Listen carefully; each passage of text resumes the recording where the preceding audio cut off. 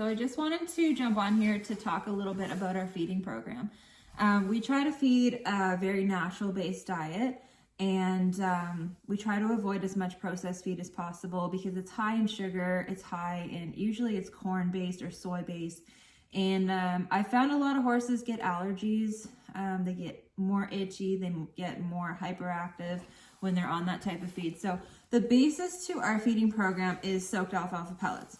And you want to make sure that you soak these really well, because if not, they can cause choke. They're very densely packed little pellets, so they have to soak.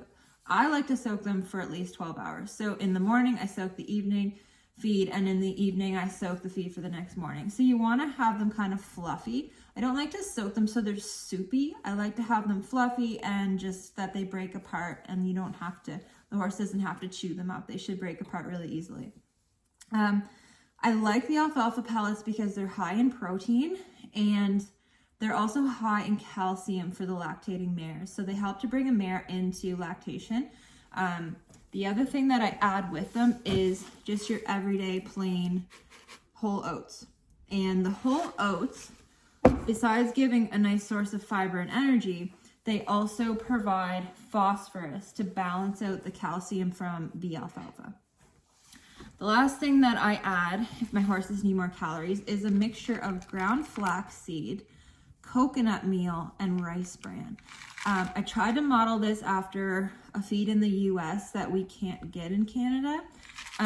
So the ground flaxseed provides an omega fatty acid balance and fat, and the rice bran also provides fat, and the coconut meal provides extra protein and amino acids. So I really like that combination. The horses love it. They do really well on it. And it's kind of a cool source of energy. Like, they don't get hyped up on it like they might with high sugar feeds. So I'm just getting ready right now to feed some of the broodmares. I've got my soaked alfalfa pellets, my whole oats, and my mixture of the ground flax, coconut meal, and rice bran. So that's their supper feed. If I have a mare that really has a hard time keeping weight on, I may have to go to a high quality pelleted feed for the first 2 to 3 months of lactation for her. I try not to, but we often end up having to come, they have to have so many calories so quickly when they start to feed those foals. So sometimes I will opt to add the extra sugar, but I try really hard not to. The other thing that's really important, so I do add some loose salt to my feed. And the other thing that's really important is a high quality mineral. So one of my favorites is BioEquine. It has added probiotics and limiting amino acids, as well as your full vitamin and mineral profile. Here in Nova Scotia, our soils are very deficient in selenium.